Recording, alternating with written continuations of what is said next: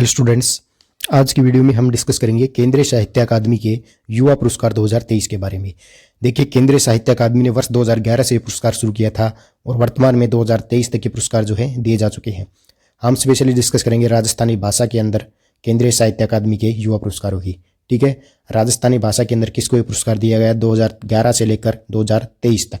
ठीक है, देखिए, साहित्य अकादमी ने वर्ष 2011 से अपने द्वारा मान्यता प्रदत्त 24 भारतीय भाषाओं में युवा लेखन को प्रोत्साहित करने हेतु इस पुरस्कार का प्रारंभ किया था। युवा पुरस्कार के लिए पुस्तकों का चयन जो है वो संबंधित भाषा चयन समितियों की अनुशंसा के आधार पर जो है किया जाता है। यह पुरस्कार 35 वर्ष तक की आयु, ठीक है, तथा पुरस्कार वर्ष में 1 जनवरी को उससे कम आयु के युवा लेखकों की प्रकाशित पुस्तकों को दिया जाता है।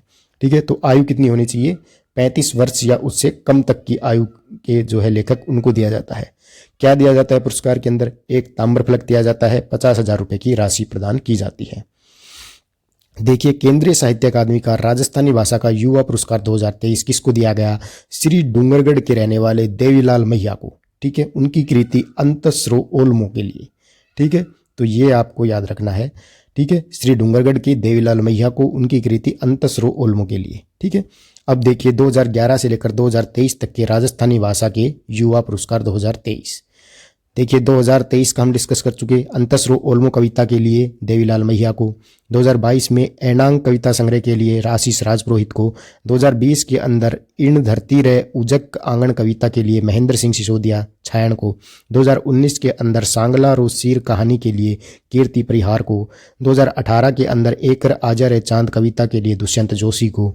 2017 के अंदर लेबल कहानी संग्रह के लिए उमेद धानिया को। 2016 के अंदर रणखार कविता संग्रह के लिए जितेंद्र कुमार सोनी को। 2015 के अंदर सपना संजोवती हिरान कविता के लिए ऋतु प्रिया को।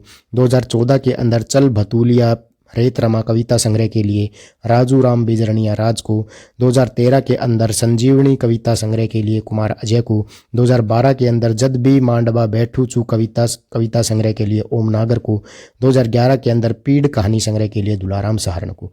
तो ये आप स्क्रीनशॉट लेकर के सभी पढ़ सकते हैं राजस्थानी भाषा के 2011 से लेकर 2023 तक के। अब देखिए, एक बात आपको याद रखनी है, सर्वप्रथम ये पुरस्कार किसको दिया गया? राजस्थानी भाषा का युवा पुरस्कार दुलाराम सहारण को। ठीक है, 2011 के अंदर इस पुरस्कार की शुरुआत हुई थी, तब सर्वप्रथम दुलाराम सहारण को दिया गया था पीड़ कहानी संग्रह के लिए। ठीक है, और लेटेस्ट आपका 2023 वाला है अंतस्रो ओल्मो कविता संग्रह के लिए देवीलाल मैया को।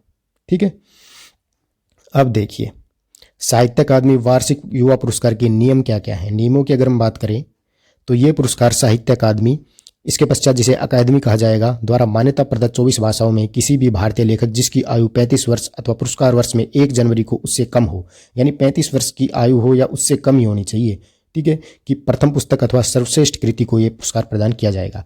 पुरस्कार के रूप में लेखक को उतनी राशि प्रदान की जाएगी जितनी अकादमी समय समय पर निर्धारित करेगी। पुरस्कार राशि के अतिरिक्त एक प्रशस्ति पत्र भी प्रकाशित किया जाएगा जिसमें पुस्तक के वैशिष्ट्य तथा अपनी भाषा और साहित्य में लेखन के योगदान की संक्षेप में चर्चा होगी। लेखक की राष्ट्रीयता का होनी चाहिए, भारतीय होना चाहिए लेखक। पुरस्कार के लिए केवल तभी विचार किया जाएगा जब चयन की अंतिम प्रक्रिया में कम से कम 3 पुस्तकें हों। ठीक है, पुरस्कार के लिए विचारणीयता के मानदंड क्या है? पुरस्कार के विचारार्थ होने के लिए पुस्तक का संबद्ध भाषा तथा साहित्य में विशिष्ट योगदान होना चाहिए। पुस्तक सृजनात्मक या समालोचनात्मक हो, किंतु निम्नलिखित में से किसी भी श्रेणी की नहीं होनी चाहिए। जिससे जो भी श्रेणी है उसकी वो नहीं होनी चाहिए। ठीक है, ये देखिए,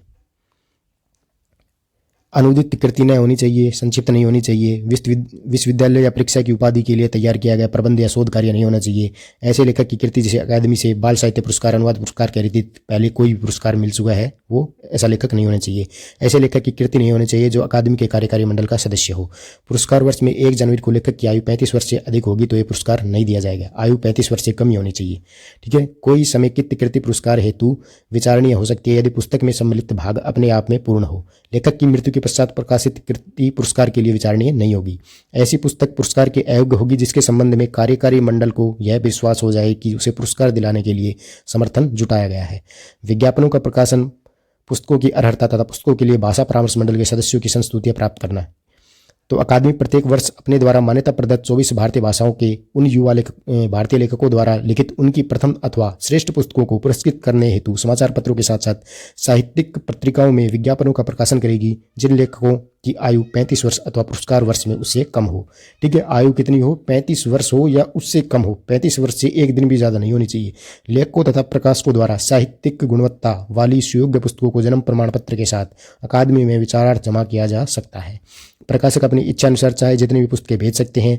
लेखकों द्वारा जमा की गई पुस्तकों को लेखकों अथवा प्रकाशकों को वापस नहीं किया जाएगा तथा पुरस्कार प्रक्रिया से संबंधित पत्राचार का कोई उत्तर नहीं दिया जाएगा। तो ये सभी नियम भी आपको याद रखने हैं।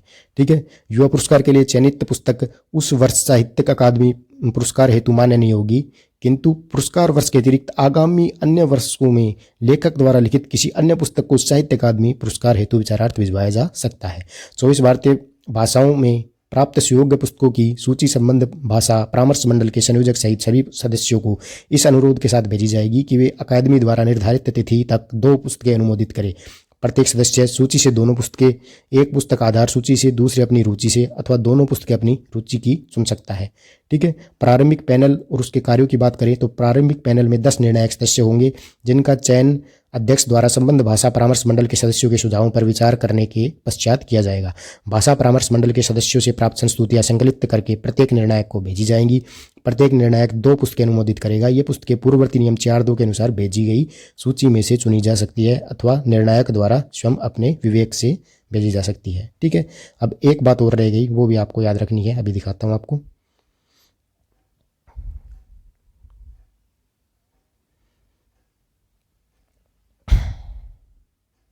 ये देखिए,